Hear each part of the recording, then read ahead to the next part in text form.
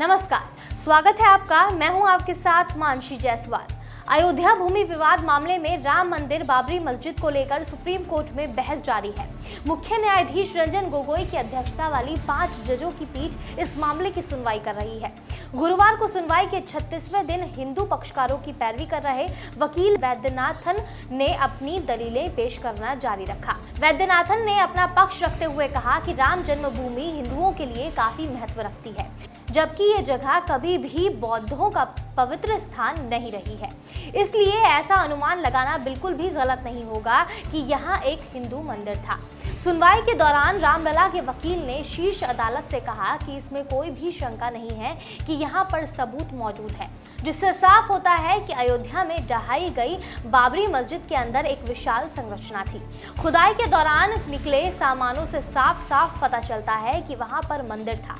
इसके अलावा मुस्लिम पक्ष की सभी दलीलों को खारिज करते हुए वैद्यनाथन ने कहा कि पहले मुस्लिम पक्ष ने वहां पर कोई संरचना होने से ही साफ इनकार कर दिया था। उसके बाद उनका कहना था कि वहां पर कोई इस्लामिक संरचना या फिर ईदगाह की दीवार बनी हुई थी, लेकिन एएसआई की रिपोर्ट से ये बात शीशे की तरह साफ होती है कि वहां पर मंदिर था, जिसे मस्जिद बनाने के लिए तोड़ दिया गया।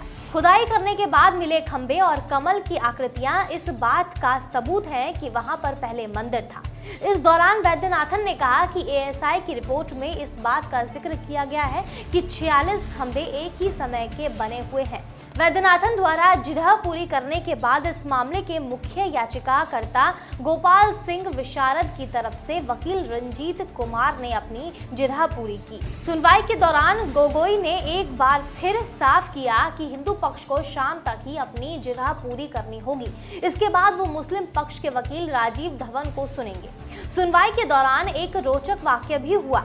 दरअसल निर्मोही अखाड़ा की ओर से सुशील जैन ने अपनी दलीलें पेश करते हुए कहा कि इस मामले की सुनवाई अब 20-20 की तरह हो रही है, जिस पर अदालत ने नाराजगी जाहिर करते हुए कह दिया है कि हिंदू पक्ष को कोर्ट ने 4.5 दिन दिए हुए हैं मुस्लिम पक्ष की ओर से पेश की गई दलीलों का जवाब देने का।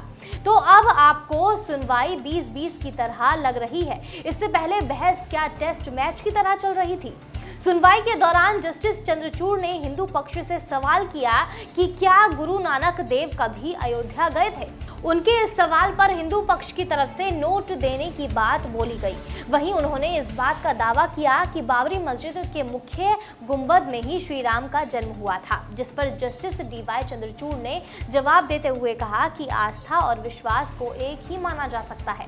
दोनों पूरी तरह से अलग अलग दलीलें हैं। इसके साथ ही चंद्रचूड़ ने कहा कि इसमें कोई शंका नहीं है कि आस्था और विश्वास के साक्ष्य नहीं हो सकते हैं, लेकिन अब हम मुख्य सबूत की तरफ हैं। खबर में आगे बढ़ें इससे पहले अगर आपने चैनल को सब्सक्राइब नहीं किया है तो सबसे पहले चैनल को सब्सक्राइब कर लीजिए। इसके साथ ही बेल आइकन को भी जरूर दबाएं, जिससे हर अपडेट आप तक समय पर पहुंच पाए। इस मामले पर मुस्लिम पक्ष के वकील राजीव धवन ने अपना पक्ष रखते हुए कहा कि हम वेदों और पुराणों को चैलेंज बिल्कुल नहीं दे रहे हैं। जो भी लिखित में दिया गया है वो कोर्ट के सामने है। इस मामले की सुनवाई भारत के मुख्य न्यायाधीश रंजन गोगोई की अध्यक्षता में 5 न्यायाधीशों की संविधान पीठ सुनवाई कर रही है। इस पीठ में न्यायमूर्ति एस.ए. बोबड़े, न्यायमूर्ति डी.वाई. चंद्रचूड़, न्यायमूर्ति अशोक भूषण और न्यायमूर्ति एस. अब्दुल नजीर भी शामिल हैं। फिलहाल के लिए इतना ही।